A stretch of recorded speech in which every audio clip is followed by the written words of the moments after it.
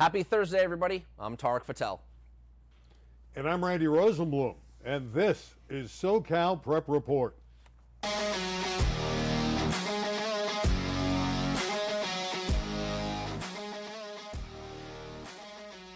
Great Thursday to talk about football. We're going to talk about city section football, southern section football, but we're going to start with the big game in flag football. And the ladies in the southern section had the two best teams in the country go at it. J. Sarah, Orange Lutheran. Tarek, this is what flag football is all about. It is, and I think you're talking about a sport that has really caught fire in the past 2 years nationwide. It is one of the most growing, outside I think maybe pickleball, which is, for all ages and really not a high school thing. But outside pickleball, I think girls flag football has really been the sport that's grown the most in America, specifically in youth and high school realms. So really exciting, and to see the top two teams go at it. To me, I was surprised. McKenna Cook, the quarterback at Orange Lutheran, going down. I think she got picked off 4 times, you might have alluded to before the show. So impressive game for J. Sarah. They're going to meet again. Cook has thrown 73 touchdown passes this year and better than 4,000 yards. But Kate Meyer, who's the quarterback over at J. Sarah, has thrown 40 touchdowns with only 6 interceptions. And she's got a wide receiver in Irwin who has 115 catches. The Lions of J. Sarah improved to 20-0 for Olu, the defending CIF champions. Their first loss, 18-1. But it was a great showcase for the ladies and flag football. Again, I think it's just a good indication that the growth of the sport isn't just getting more participation, but it's getting more talented. And last ad, I think it'll be an NCAA scholarship sport in the next handful of years. It is a lot of fun when those two teams get together. And I would agree with Tarek. There's a likelihood they'll meet again in the CIF Southern Section Championships later this season. All right, let's move ahead and talk some city section football. We had a couple of really good games on TV. Certainly the Crenshaw game was interesting. They defeat Cleveland 34-23.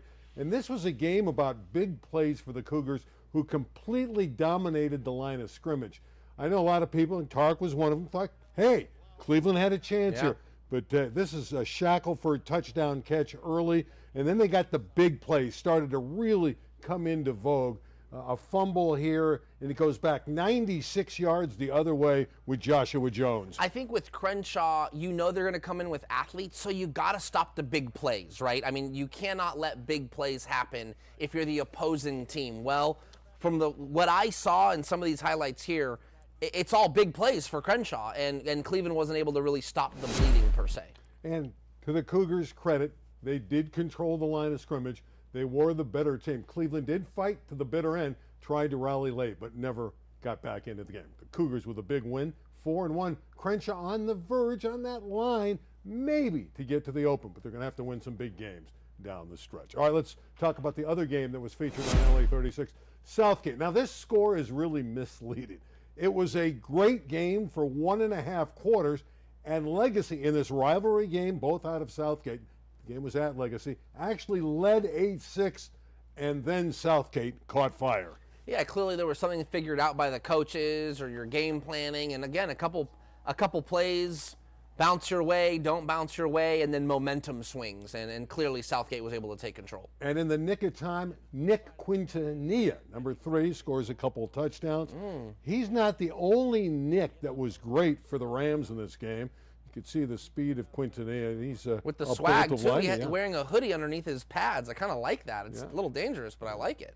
Yeah, he knows how to dress up for the big occasion. Looking good. But here was the big play where they really changed it. It was still close. It was second quarter, and this interception taken in by the other Nick Fonseca, and he goes back the other way to score. Yeah, great play, great instincts, and look, man, you guys did a good job on this package, man. High school kids having fun, and don't know why anyone out there would want to stop it. No, I don't know anyone who want to stop it either. It's a great package. It's great for the kids, showcasing the kids doing the right thing in the LAUSD LA City section. In fact, throw me the camera one more time.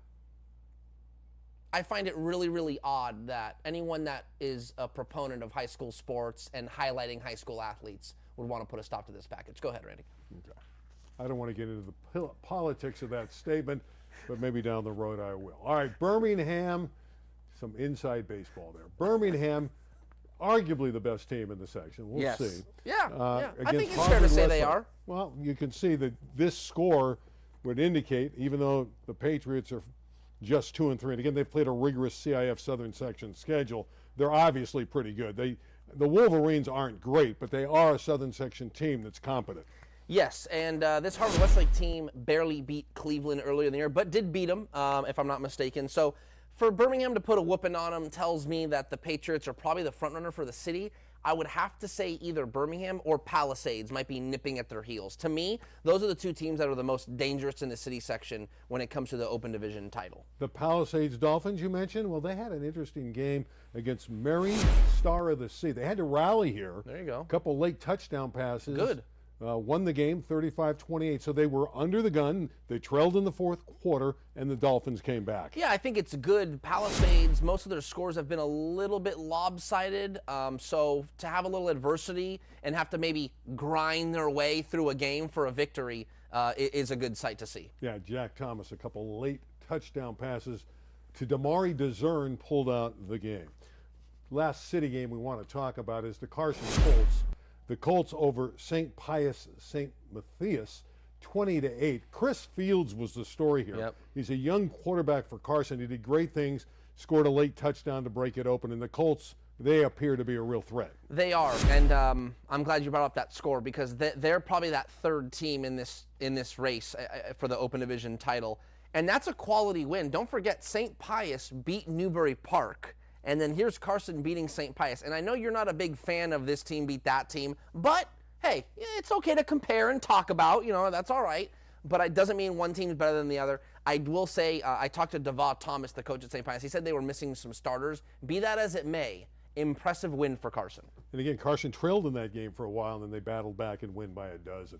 All right, that will reflect the standings in the Max Preps top 10 LA City section. Birmingham was number one.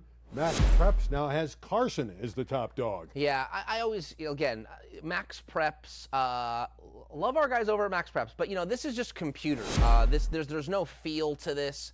I would even think the highschoolratings.com probably has a different top 10 slate because if you're looking at just strength of schedule, Hamilton should be in this top 10. I mean, they're certainly better than Southgate. I'll tell you that right now. So, yeah, there's a couple things I would say that need to be moved around. Be that as it may, the top 5 or 6 are pretty spot on. I don't know. Southgate looked pretty good on our air. They scored 48 points. No, okay. Yeah, thank you. You're not buying it. Yeah, okay.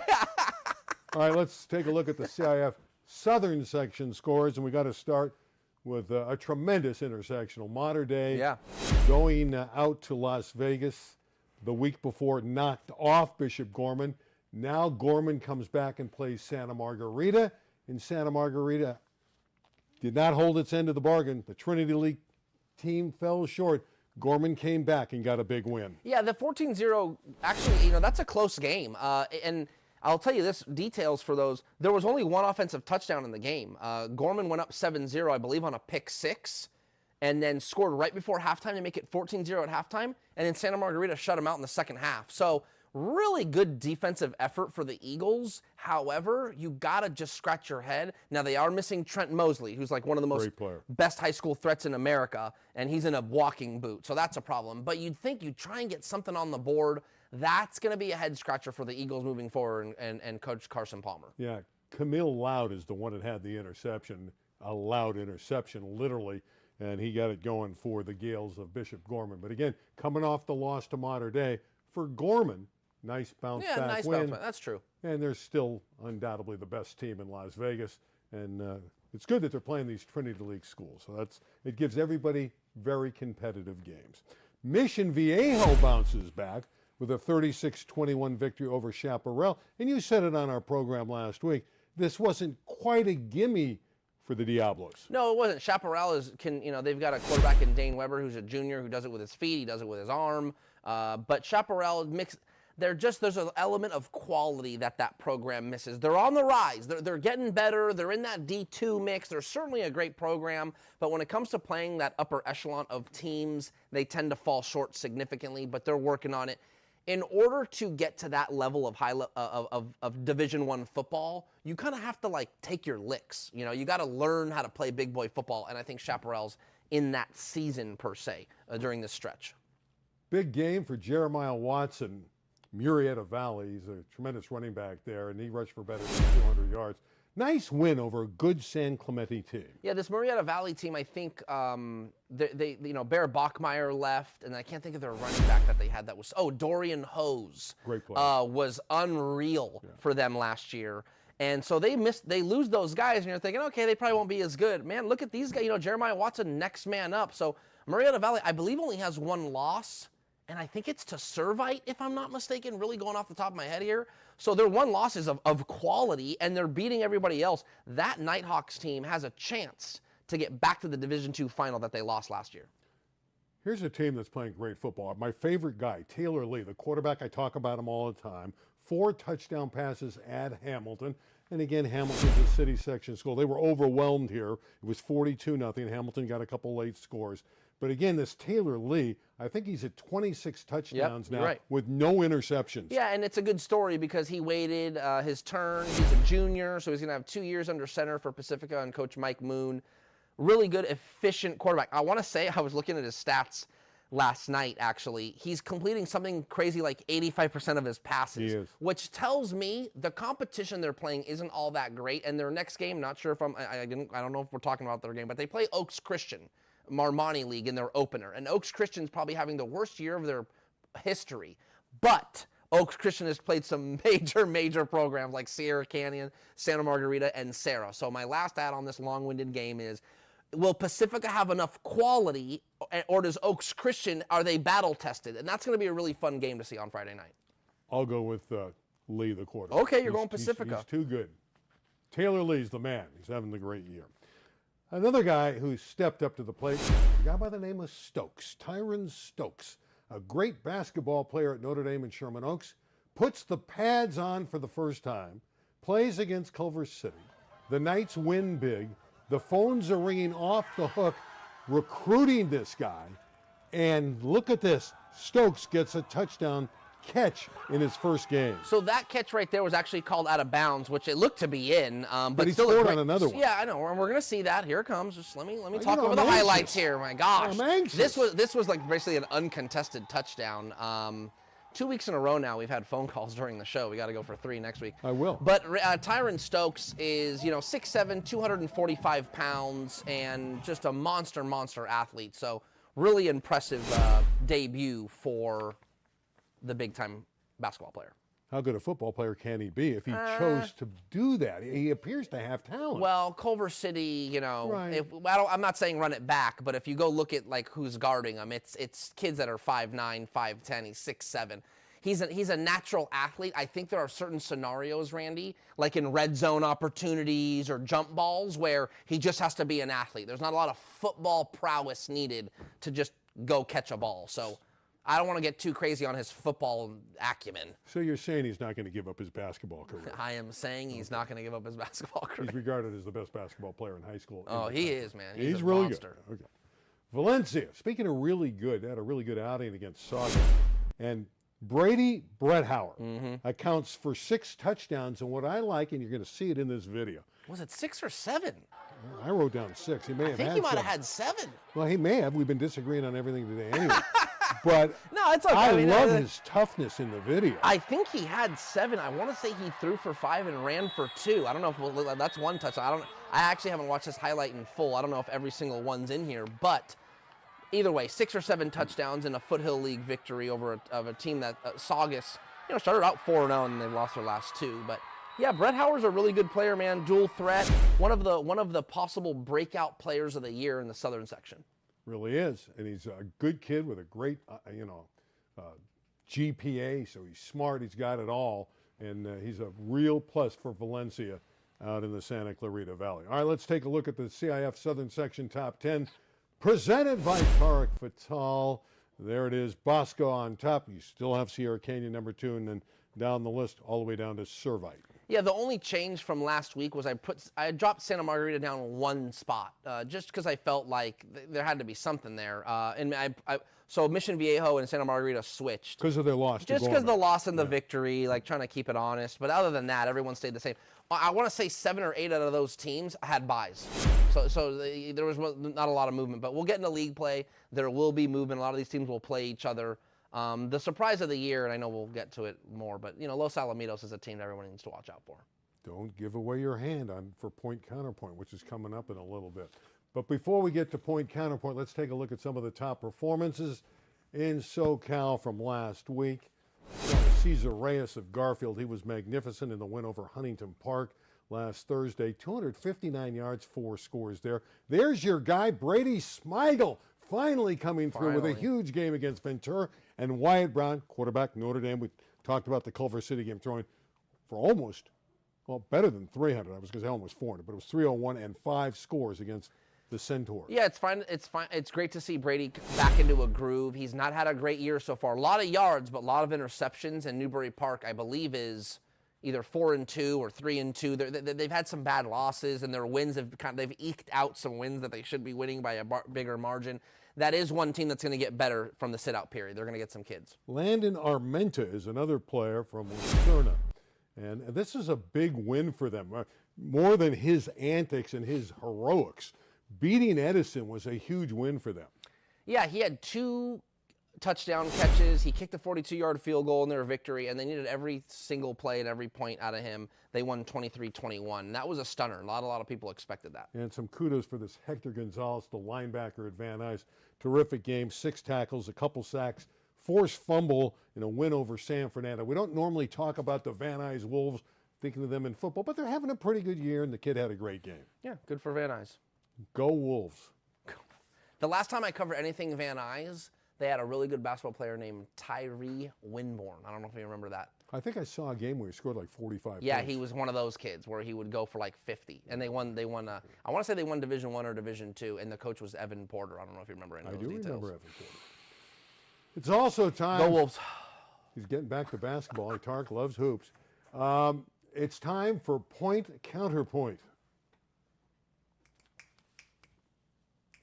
And our topic this Thursday is, which football team in the Southland has been the greatest surprise? There's no surprise for me. No, I'm kidding. Surprise, I got 2 teams. I got 2 answers. One is Crespi, the Celts. I think they started off 5-0 now. They got a quarterback in Chase Kern who's only a sophomore. They're running the ball. They're beating teams. Now, are they playing a gauntlet, juggernaut schedule? No, they're not. But you got to start somewhere. This is a program that, before their new coach, Brad Vonimi, I always forget how to pronounce his name, but he's a good dude, and he's been there, I think, 3 or 4 years now, and it's taken them some time to get things rolling, and they finally got it rolling at Crespi. So they're a surprise team for me, and then the other one's Los Alamitos, Ray Fenton, the coach, old school, back to the basics, not a lot of flash like that. They had Malachi Nelson, they had Makai Lemon, who's playing great for USC by that. But they had this flash and some drama, and that's all gone now. He's back to basic, neighborhood team, 7-0. The Griffins are a surprise team for me. That's big boy football. Let's give some credit, some team in particular. One in particular I got that's never on the horizon. Nobody talks about them. How about out of the LA City section, the Marshall Barristers from the Northern League? Hear me out. They're 6-0. They've pitched a couple shutouts. Defensively, they're allowing just 7 points a game. Nathan Cadet is their quarterback. He's thrown 10 touchdown passes. And the receiver, Benjamin Miller, this guy's had a great year. 21 catches on offense, 2 interceptions on defense. Again, we never talk about the Marshall Barristers. The biggest name out of there, Andy Reid graduated from there. Yep. Pretty good coach for the Kansas City Chiefs. And the guy that has the megaphone, Pete Arbogast, sportscaster, USC. He loves his Marshall Barristers. He still does public address there at the games when it fits into his schedule. But let's give a shout out to the Marshall Barristers, a perfect 6-0 as they go into league play.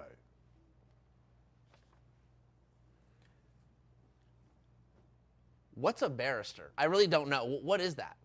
A barrister's an attorney. Is it really? Yeah. That's their mascot? They're the lawyers? I guess. Isn't a barrister an attorney? I don't know. I don't know. That's why I'm asking. Well, from what I know, I'm going to get our intern on it. Interns, Google it. No, I think barrister is an attorney. I don't know if that's true. It may not be true, but I think it's true. This may be the oddest show we've had so far. No, we're on fine. SoCal. We're having fun. SoCal Prep. Why have fun when we? Okay. I don't know what a barrister is. A barrister's an attorney. There's no question. Okay. Well, then. Now, I don't know if that's their connotation and what it represents for So them. it could have another meaning of some Yes, sort. it could have another Okay. meaning. All right. I feel like it's some type of. Okay, I'm sorry. I feel like it's got a reference to like a war, like some type of war, like a cannon or something. And is there any possibility that that's a? No? Yes. Okay, all right. Who am I to disagree? Okay. To me, a barrister's an attorney. But Okay, what do I know? okay, all right, But we'll find I out. agree with you. I don't think that's the representation for this barrister. Okay, team. that's what I mean. I just Okay. found it hard to believe. Oh, Okay. good. Hey, point, counterpoint. All right, again. All right, some high school games that'll be played in the Southland this week. We have something up to. Look there at that. it is. He got Look it. at this. He's a getting. lawyer entitled to practice as an advocate, particularly in higher courts. So it's like, see, but yeah, okay. It's great almost like to a be judge. right. So I was right in regards to the. Yeah, pure no, you were right. definition. You were right. Listen, I think my work here is done. No. We'll get a barrister to figure it out. Okay. Okay, so let's go. St. John Bosco back in the Trinity League. Tarek's #1 team playing at J. Sarah. Yeah, look, league is finally starting up here in October. I don't think this will be much of a contest. J. Sarah has gotten better since their 0-2 start. Good for them. 3 wins in a row. They've clearly figured something out, but they ain't played anybody like St. John Bosco. So give me the Braves. This one is, I would bill this as one of the key games of the week. Gardena, Sarah. For what Sierra reason? Canyon, because Sarah's got athletes. There's no question Sierra Canyon should win the game. The question is, can the athletes of Sarah keep it close for a half? Okay, so highschoolratings.com predicted that Sierra Canyon would win this game 46-0, which is pretty crazy for a Scott Altenberg coached team. Right. I don't think it'll be that lopsided. I'm kind of agreeing with you. There's going to be enough coaching and athletes. I think it'll probably be a 3-score game. But look, Sierra Canyon beat Oaks Christian. I know you don't like this, but there's some truth to it. Sierra Canyon beat Oaks Christian 63-0. Sarah beat Oaks Christian 19-10. It's just, it's not looking good for the Cavs. 46-0 sounds right. Orange Lutheran, Sierra Canyon beat Orange Lutheran 41-9. Orange Lutheran beat Sarah by 2 touchdowns. The other big question: can Sarah even score on them? Sierra Canyon's got this great defense. I think they'll score a couple touchdowns. You do? Yeah. So you like 42-14 type Yes, game. something like that. Yep, Okay. love that score. Okay, thank you. Gosh, you're good. I try to be. Modern Day and Orange Lutheran hook up, and Yeah. Monarchs still on the road. Is this a dangerous game? No, I don't think so. I think Modern Day has found a newfound energy after that win at Gorman, and they're both teams are coming off a bye, if I'm not mistaken, so they'll be ready for each other. The Monarchs should handle business. Long Beach Poly at Mission Viejo. Now these are big names. Poly has struggled, Yes. especially early. They're Now, not they've the gotten their same. record to 3-2. Yeah. Mission Viejo should romp. Romp. That's it. Romp. That's my reaction. Romp. That's the order of the day. Romp. Santa Margarita at Servite, another Trinity League game. Now, this is probably game of the week, in my opinion. This is game of the week type material. Why? Santa Margarita's coming off that 14-0 loss. Their offense is going to be motivated to do something. And then Servite, after remember what their one loss was? Corona Centennial opener. Like, oh my gosh, this team's horrible. Then they've won 4 in a row and looked pretty good. So there's a little bit of immovable object meets Irresistible force. yeah, something like that. There's something's got to give here, and I think whoever wins that game, even if it's Santa Margarita, who I would think is favored and expected to have a better year, even if they win that game, it'll give them confidence. Now, Servite comes out of that game at home with a victory. That would be huge for the Friars. We're really connected today, Oh, don't you think? man, we're just having, God, I just want to be a barrister when I grow up. Yes, this is such a blast today. Loyola and Notre Dame in the Fun Mission game. League. Fun game. Listen, I was high on Chaminade at the beginning of the year because they thumped Oaks Christian. Now I'm really realizing Oaks Christian's having the worst. They got the worst team in their program's history. So Chaminade ain't that good. So to me, now after seeing it in person, Notre Dame played Servite within a touchdown. So I'm thinking, you know what? Maybe the Knights are pretty good. Loyola had St. Francis doesn't even have a quarterback. Loyola barely beat them 9-3. Notre Dame should win this game, and I think has a really good chance to finish top 3 in that league and get an automatic playoff berth, which I don't think they've gotten done in a long time. Let's jump into the city section. ECR, El Camino Real, the Royals playing at Birmingham. Now, the records are the same, but the competition that they've played is completely different. You don't want to even respond to this game. Romp. Romp? Okay. Venice at University. Now, Uni's undefeated. Yeah. But Venice, is a team in the city, has the great team. They have Bennett Dome. The quarterback's very good. Venice is the favorite. Yeah, I actually think that game will be closer than we think. Really? I'm not saying like down to the final play. I'm going to say 2 touchdowns, 10 points. Okay. Would you get on board with that? No, I think Venice wins bigger than that. Oh, okay. All right. I think they win maybe 28-7. Okay, 3-4 touchdowns. Okay. Okay. I'm going to go 10-14. Okay. But who's counting? Barristers. Speaking of the Barristers, they're at Eagle Rock. Yeah. This is the game of the week in the Northern League. Liam Paston, the great quarterback of the Eagles, playing at home against that tenacious defense of the Barristers. Look at their mascot.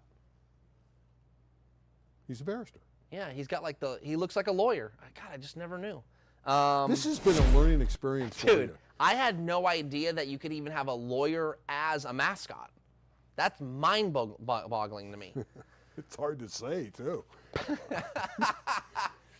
Give me Eagle Rock. Passing's gonna throw for 6 touchdowns. I think it'll be closer than you think. I do think Eagle Rock will knock off the Barristers for the first time. Okay, give me what do we? You couple want another touchdowns. Score? You gave me a 28-7 on the last game. I don't know. The defensive marshal is good. I would say 45-21. Okay. I think it'll be an entertaining game. Okay. Okay. On our air, we're going to turn our attention to the CIF Southern Section game, and it's Fullerton and Beckman. Huh. That's live. You can see Rich Estray and Bob Gibson on the call. Yeah, it looks like a fun game. I want to say, why do I feel like this game is on our airwaves like every year? We love Beckman. It's a weird game to like. There seems to be that game on our air every year, the one game, and that's it. And it's always close. Is it? I think so. I want to say like a year or two ago, wasn't it like a blowout? I don't remember that. Oh gosh. I always think of it being close Okay. when you're talking about Fullerton. Hey man, make sure you tune in. Sit-out period just happened in football. Who was the biggest winner? I think it's going to be Newbury Park. I really do. I think you'll start to watch. They'll go and they'll beat Newbury Park will go on and win the rest of their games in the Conejo Coast League, and they'll get in Division 3 and watch them make a run. This is kind of a negative note. In fact, it is negative. Juju Watkins, the great basketball player out of Sierra Canyon, now a superstar at USC, out with the ACL stuff, is going to sit out the upcoming college basketball season. We all love Juju, and it's tough to watch her go through this. She'll be great, I'm sure, down the road. Yeah, I think there's an element of this that is taking the brunt of it now so that the career vision is intact, because we all know she will be the face of the WNBA here in a few years. I believe she just finished her 2nd year. Mm-hmm. So would this year technically be her junior season? Does that sound right? Into her junior year. Yeah, so I don't know what the rule is. I know you have to play 3 years, but if she's out, does that count? See what I'm saying? I think if the rule is either, and I know we got to go here soon, the rule is either you got to play X amount or you just have to be out of high school X amount. I know that's the case for football. You can play 2 years and be a redshirt. That's 3 years. Boom, you go to the NFL. So what I'm trying to get at is we may never see Juju Watkins play college basketball again. She could sit out and then just go to the league. That's possible, but I think she's going to want to establish herself back at USC. Okay. Get back on the court and do her thing. A shout out to Romeo Dobbs of the Green Bay Packers, formerly of Jefferson High School. 3 touchdowns for the Pack in that crazy 40-40 tie with the Cowboys. Dobbs was great. What is that all about? I don't know, man. I'm loopy. Today you've been a little off the rails. Hey, there's stuff going on over Monday? the hotel road. Yeah. Baby number 2 Monday? Wife's due on the 6th, man. It's like I got a 2-year-old. I got a baby on the way. What game are you going to? I'm in the thick of it. If I go, because I'm on call with my wife being due so soon, I probably will work from home Friday night and watch a couple games on NFA House. If I do go to a game, it'll be Sierra Canyon Sarah because I live in Chatsworth. That's it. That's the end of SoCal Prep Report for today. I hope you enjoyed the show. Go Dodgers. Dodgers look pretty good. They did a number on I don't know if they'll be Cincinnati. able to outscore everybody like that. That bullpen needs to be shored up a little bit. They need a barrister to represent Whoa! them. I think so. We're done for today. Have fun out there on Friday night. Go barrister. Keep grinding, everybody. It's the Eagle Rock. That's not it.